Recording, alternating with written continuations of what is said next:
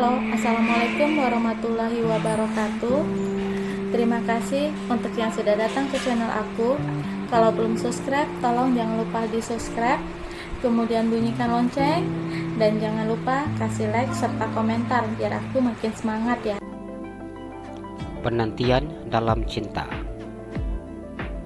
episode 144. Kartu nama. Johan merasakan sakit di hatinya ketika mendengar apa yang dikatakan oleh polisi yang menangani kasus istrinya. Meskipun dirinya sudah sempat menebak bahwa pelakunya adalah keluarganya sendiri, namun mendengar ini membuat dirinya begitu sangat marah. Kami sudah mengumpulkan bukti-bukti dari perbuatan pelaku, sehingga pelaku tidak bisa mengelak dengan bukti-bukti yang sudah kami dapatkan, jelas Reza. Siapa pelakunya? Tanya Johan. Ia sudah tidak sabar untuk mengetahui siapa yang sudah tega berbuat seperti ini terhadap istrinya. Perbuatan yang mereka lakukan juga sudah membuat supirnya ikut menjadi korban dalam perbuatan tersebut. Pria bernama Reza itu memberikan foto kepada Johan. Ini pelakunya. Mereka sengaja untuk menghabisi istri Pak Johan. Reza memberikan foto keempat pelaku. Johan mengepalkan tangannya. Ia begitu sangat marah ketika melihat foto yang ada di atas meja. Meskipun dirinya sudah memiliki firasat yang tidak baik terhadap keempat sepupunya, namun menerima kenyataan ini tetap begitu sangat menyakitkan untuknya. Tubuhnya bergetar ketika mengetahui kenyataan pahit seperti ini. Selama ini, saya tidak pernah berbuat tidak baik kepada mereka.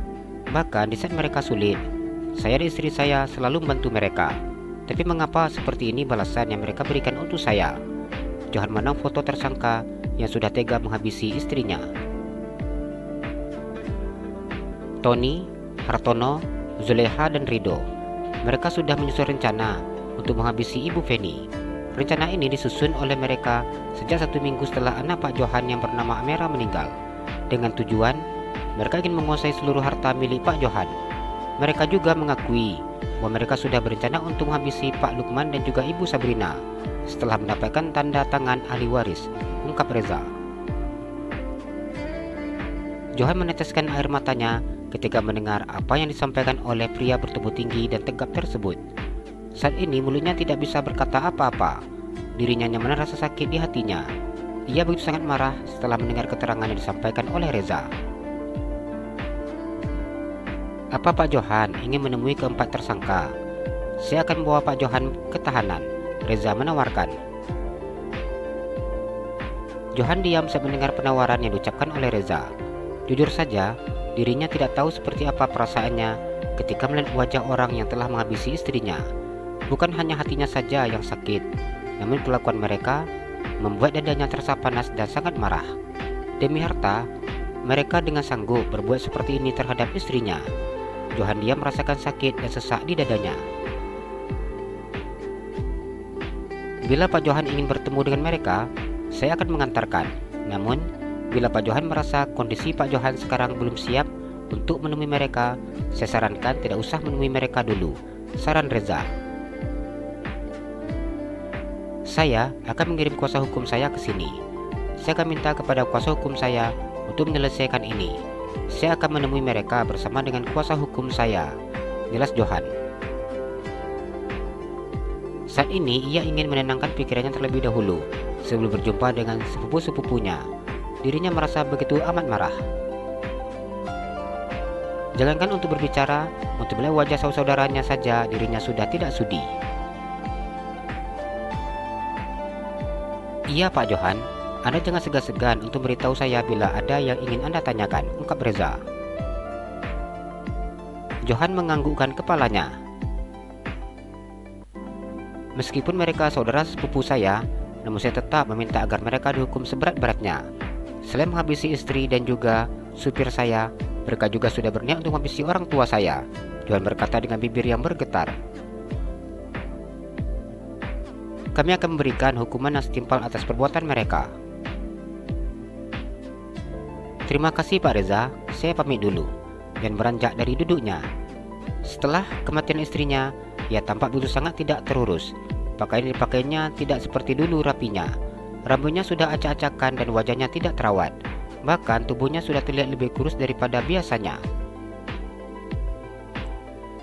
"Iya Pak Johan, saya harap Pak Johan tabah menghadapi cobaan ini," ucap Reza. Melihat Johan seperti ini membuat dirinya merasa iba. Johan menganggukkan kepalanya dan kemudian pergi. Johan masuk ke dalam kamarnya. Ia duduk di tepi tempat tidur. Saat ini yang dibutuhkannya begitu amat lelah. Begitu juga dengan pikirannya. Ia butuh mengistirahatkan tubuhnya. Johan tidak menyangka bahwa peristiwa yang menimpa keluarganya dimanfaatkan oleh sanak saudaranya. Johan menangis ketika mengingat istrinya. Mengapa mereka menghabisi Feni? Mengapa tidak aku yang mereka incar? Apa salah istriku hingga mereka tega melakukan ini semua? Johan mengepalkan tangannya. Aku tidak akan pernah memberikan maaf untuk mereka. Aku akan menuntut mereka dengan hukuman seberat-beratnya. Mas janji akan menuntut keadilan untuk kamu. Sekarang orang yang menghabisimu sudah tertangkap. Kamu tenang di sana ya. Mas yakin kamu sudah bahagia di sana. Kamu sudah berkumpul dengan anak-anak kita. Johan berkata dengan tubuh yang bergetar. Ia memenang foto dirinya bersama dengan Feni dan kedua putrinya. Foto ini diambil 1 bulan sebelum meninggalnya Andini. Pada waktu itu, Andini merengek-rengek minta foto keluarga, hingga Johan dan Feni mengikuti keinginan putri sulungnya. Johan beranjak dari duduknya. Ia berjalan menuju ke arah gantungan baju. Diambilnya baju kemeja yang dengan sengaja digantung terpisah. Johan sengaja tidak ingin mencuci baju kemeja ini dan menggabungkannya dengan yang lainnya. Diambilnya baju kemeja yang masih tergantung di hanger. Ia memeluk baju tersebut dan menciumnya. Baju kemeja ini merupakan baju terakhir yang dipakainya ketika memeluk istrinya di rumah sakit. Di baju ini masih tersisa aroma parfum istrinya. Mas rindu kamu, Van. Mas baru tahu rasa sakitnya ditinggalkan seperti ini. Johan memeluk bajunya. Maafkan Mas, Mas yang bersalah. Seharusnya mereka menghabisi Mas, bukan kamu. Johan menangis. Meskipun hatinya sudah tenang karena menemukan orang yang telah menghabisi istrinya, namun rasa bersalah kini semakin dirasakannya. Kartu yang ada dalam saku bajunya terjatuh. Johan melihat kartu yang saat ini terjatuh di dekat kakinya.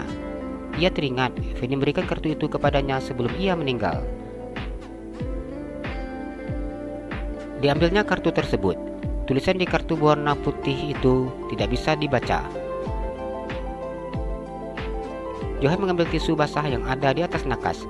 Ia membersihkan kartu yang berbahan plastik tersebut. Dibacanya kartu yang bertuliskan nama restoran. Johan diam baca tulisan di kartu nama yang saat ini dipegangnya. Ia tidak percaya dengan apa saat ini dilihatnya. Berulang kali dibacanya nama restoran Uninina, nomor ponsel, nama pemilik restoran, dan juga alamat restoran. Johan memegang dadanya yang rasa sesak. Ia merasakan dadanya semakin bertambah sesak ketika melihat kartu yang saat ini dipegangnya. Ia kembali mengingat ucapan istrinya sebelum ia meninggal. Apa ini, Nina? Johan mengusap air matanya. Feni, apa ini Nina? Apa kamu ke Jakarta untuk menemui Nina? Johan menangis. Ia melihat nama pemilik restoran Nina Lestari. Dia mengingat apa yang diucapkan oleh istrinya pada saat itu. Mas nggak nyangka bahwa kamu pergi menemui dia. Di sisa hidup kamu masih memikirkan Mas. Kamu masih memikirkan kebahagiaan Mas. Johan menangis ketika mengingat apa yang dilakukan istrinya sebelum ia meninggal. Johan mencium baju kemejanya. Ia teringat Feni yang mengatakan kepadanya bila sampai saat ini Nina masih menunggunya dan masih mencintainya. Meskipun Feni tidak menyebutkan nama Nina, namun sekarang Johan tahu siapa yang dimaksudkannya. Bila dia masih menungguku, itu artinya sampai saat ini Nina tidak pernah menikah lagi. Johan mengambil kesimpulan, meskipun dirinya tidak tahu seperti apa kehidupan Nina setelah dia pergi. Johan seakan tidak percaya bahwa Nina akan menyandang status janda selama ini. Mas akan menuruti permintaan terakhir kamu. Mas akan kejar dia.